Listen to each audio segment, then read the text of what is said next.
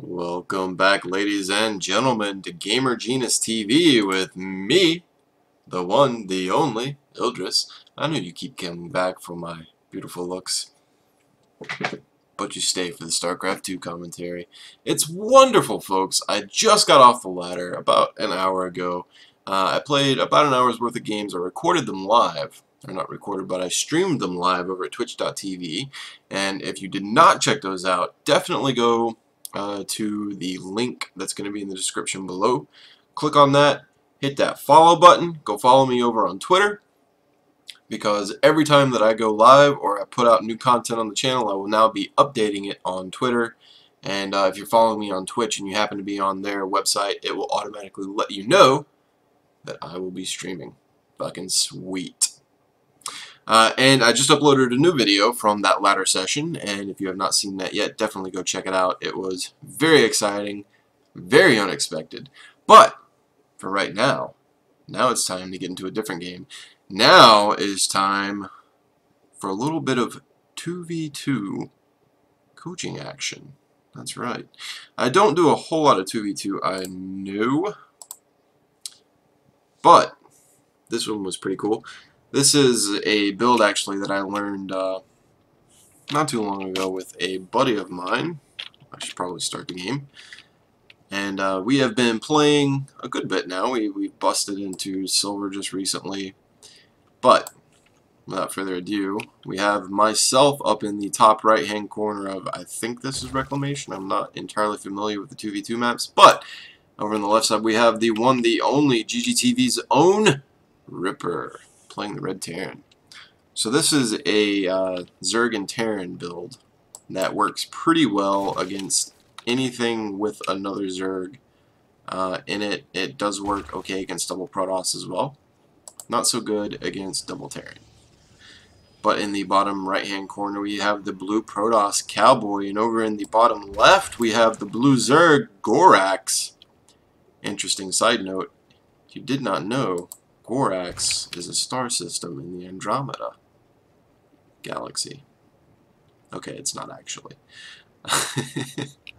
It's nothing. It's garbage.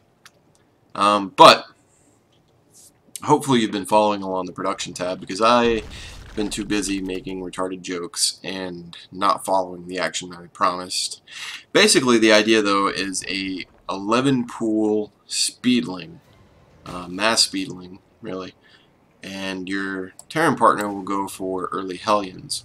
By the time this hits, around 6.5 minutes, something like that, I will have, I don't even know how many lings, it's like 20 plus lings, and then the Terran should have at least 2 to 4 Hellions. And the idea is that the lings are good against all the units that they are very good against certain units, but the counters to lings are what are weak against Hellions. So the idea is that the lings and Hellions can kind of cover each other pretty damn well. But the Zerg side of the build basically goes, you drone up to 10, and then you do the extractor trick, get an extra drone, so you're at 11 of 10. You get 200 minerals, you drop your pool, and then you do the extractor trick again, get back up to 11 drones, and then you'll drop down the gas, and then you get an overlord on 11, and you continue droning. This is where it kind of differs. This is where my build differs a little bit. I always continue droning up to the 18 supply mark and get a queen as well, as soon as the pool is finished and I can afford it. And I like to leave one drone on the gas, even though the build states that you should pull them all off.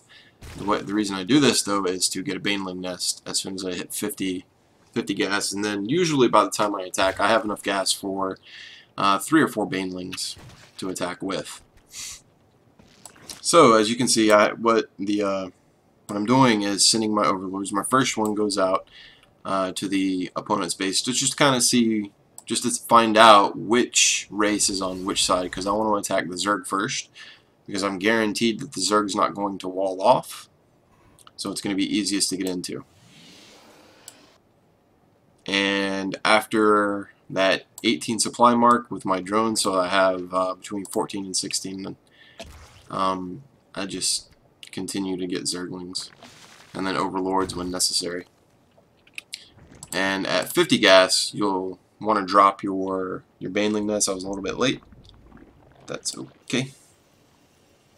I do not know the Terran side of this build as well, so tough luck, suckers. No, I'll link the build order in the description so everybody can check it out. And then you do see that I drop a spine crawler here. That was probably unnecessary.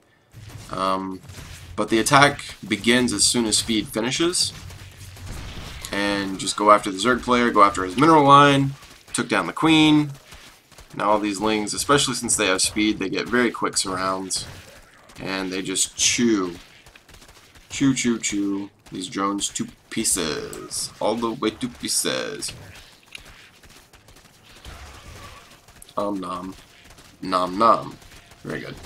Okay, so these Hellions were a little bit late. The idea, you really want to get them about the same time as Ling speed finishes, because you want to attack at the same time with 2 to 4 Hellions and a large group of Lings. And you'll see Ripper gets in here, he notices the Stalkers. Stalkers were a good choice to force the Hellions back, but they're a very poor choice to stop the Lings. I'm going to go ahead and morph a few Banelings because I thought that he had walled off. He had not. So I go in, get a very easy surround, kill off all the Stalkers, and then the Hellions are allowed free reign. Now had he warped in a bunch of Zealots here, the Hellions would have just kited those all day until they went down. And after the units are gone, we just go after the mineral line. Easy peasy.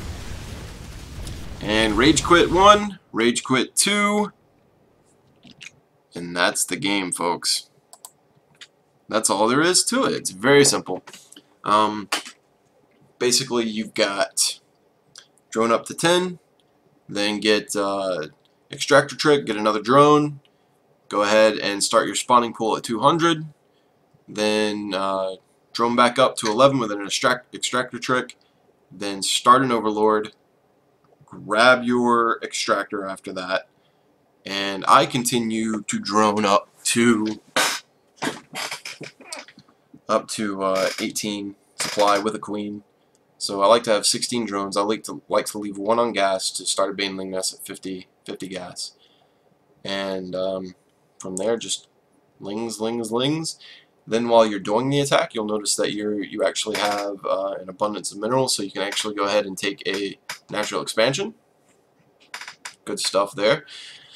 That way, if your attack fails, if you don't get them quite dead but you've done enough damage, you can transition out of it. You can go into roaches, and then just try like a roach bane all in from there. If you need to, you can just go into a straight macro game after that if you really want. But for that, you really need to get a lot of damage done, because that is a lot of lings. The Terran player, on the other hand, isn't all that all in. Just pumping out like 6 Hellions as fast as possible. They can easily recover from that. But that is the build. Go try it out with your partner, and let me know how it works for you. So down in the description below, go ahead and check out my stream, and then follow me on Twitter. I'll leave that too. Go subscribe. Go do all the things, man. Just do all the things. All the things. Alright, ladies and gentlemen, that is all from me for now. Enjoy and tune in for more.